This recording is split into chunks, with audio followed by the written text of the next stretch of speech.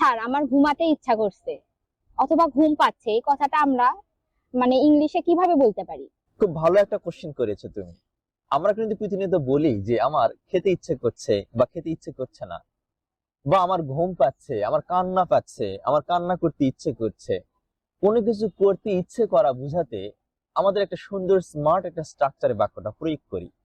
Structure হতে পারে, প্রথমে সাবজেক্ট নিব আমরা, তারপরে নিব ফিল লাইক, আর শেষে নিব আমরা ভার্বের আইএনজি। তাহলে আমার কান্না পাচ্ছে এর ইংলিশ করতে গেলে আমরা বলতে পারি আই ফিল লাইক ক্রাইং। ঠিক আছে, কতই না ভালো হতো যদি আমরা একটা স্ট্রাকচার দিয়ে অনেক ইংরেজি কথা বলতে পারতাম, এবং সে কথাগুলো যদি অত্যন্ত ফ্লুয়েন্ট এবং অনেক স্মার্ট হতো এবং অনেক সুন্দর হতো।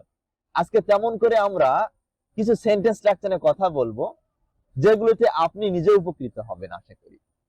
আমরা একটা গ্রুপ স্টাডিতে বসেছি উত্তরবঙ্গের বিখ্যাত আজিনা কলেজে। কিছু শিক্ষার্থী এবং আমি সবাই মিলে এই ভিডিওটা ধারণ করছি। তাহলে আমার খেতে ইচ্ছে করছে ইংলিশ কি হবে? I feel like eating. আমার বিশ্রাম নিতে ইচ্ছে করছে। I feel like resting. আমার বাবা মার সাথে সাক্ষাৎ করতে ইচ্ছে করছে। I feel like meeting my parents. Sir আমার তামান্নাকে থাপ্পড় মারতে ইচ্ছে করছে, এটা কি হবে? এইটা হবে আই ফিল লাইক স্ল্যাপিং। আচ্ছা, এটা হয়ে হ্যাঁ, সুন্দরভাবে আমরা শিখলাম একটা বাক্যের স্ট্রাকচার দিয়ে। তামান্না তুমি অপেক্ষা করতে থাকো, আমি আসতেছি। ওকে।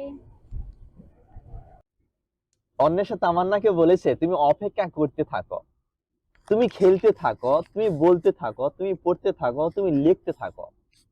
এই জাতীয় সেন্টেন্সের স্ট্রাকচারটা কেমন হবে? একটা স্ট্রাকচার শিখলে না আমরা অসংখ্য কথা বলতে পারবো ইংরেজি। তাহলে তুমি করতে থাকো, এইরকম বাক্যের স্ট্রাকচার হবে। প্রথমে আমরা বলবো কিপ, কে ই ই পি, কিপ, তারপর ভার্বের সাথে আইএনজি। তাহলে লিখতে থাকো ইংলিশ হবে কিপ রাইটিং, করতে থাকো কিপ ডুইং। অন্বেষা তামান্নাকে বলেছে তুমি অপেক্ষা করতে থাকো, তাহলে তার ইংরেজি কি হবে তাদের মুখ থেকে শুন। Tamanna keep waiting, I will be right back. লিখতে থাকো কিপ রাইটিং।